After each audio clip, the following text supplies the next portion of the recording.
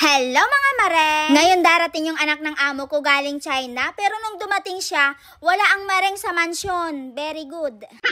For dalinis na naman ako kasi darating na naman yung isang amo ko, kaya kailangan ko na naman pakitabin ang mansyon. Wow! Kapag andito yung anak ng amo ko mareng, masipag ako. Tapos, ayun, masipag ako mareng. Kahit wala naman yung anak ng amo ko mareng, masipag naman talaga ako. Pero iba pag nandito siya, syempre, dalawa yung amo ko. Anyway, ngayong umaga pa lang, una ko nilinisan ay itong sopa. Kasi dito lagi tumatambay yung anak ng amo ko. Tapos dito sila kumakain at nagkikwentuhan ni Donya. Lagi naman ako naglilinis dito, pero syempre, ibang linis naman yung ngayon. Di nga mareng. Umalis na ang amo ko, hindi ko alam kung susundin na ba niya yung anak niya sa airport. Basta ako, nagluluto ako ng ulam ko dahil kanina pa ako nagugutom. Perfect ang pagkaprito ko mareng. Syempre, binantayin ko yan eh. Mahirap na, baka masunog. Pagkatapos kong kumain at magkuskus, lumabas ako kasi gusto ko makipagmarites kay Ate Reka. Pampawala ng pagod ba?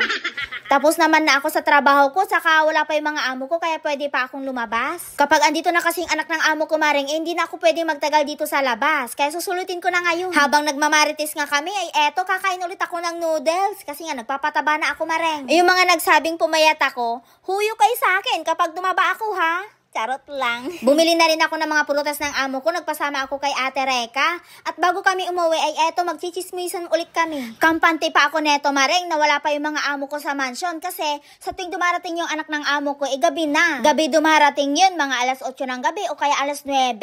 Ang sabi ko kay Ate Reka maupo muna kami dito. At habang nagkikwentuhan kami, tinitignan ko yung mga dumaraan na sasakyan. Inaabangan ko yung sasakyan nila amo na dumaan. Ang kaso, nung pagka-uwi ko, andito na pala sa mansion ang mga amo ko. Ang sarap pa naman ng kwentuhan namin sa labas. Andito na pala mga amo ko. Siguro maring nakita ako nakatambay sa labas.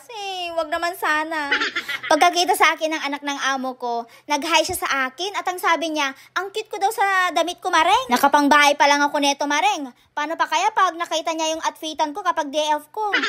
Tapos na silang kumain ng dinner neto at alam niyo ba mareng, sa tuwing nandito lang yung anak ng amo ko, saka lang ako naghuhugas ng mga pinagkainan nila. Tapos, minsan lang, sa gabi lang, kasi hindi sila nag-aalmusal at saka nagla-lunch. Tapos, kapag yung amo ko lang yung kakain, hinuhugasan na niya yung pinagkainan niya.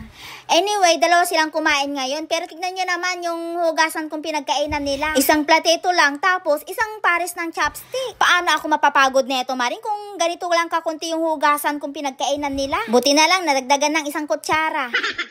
Kaya ganito kakunti yung pinagkainan nila kasi doon na sila kumain sa lagayan ng binili nilang pagkain. Okay na yun maring para kunti lang yung hugasin ko. O diba?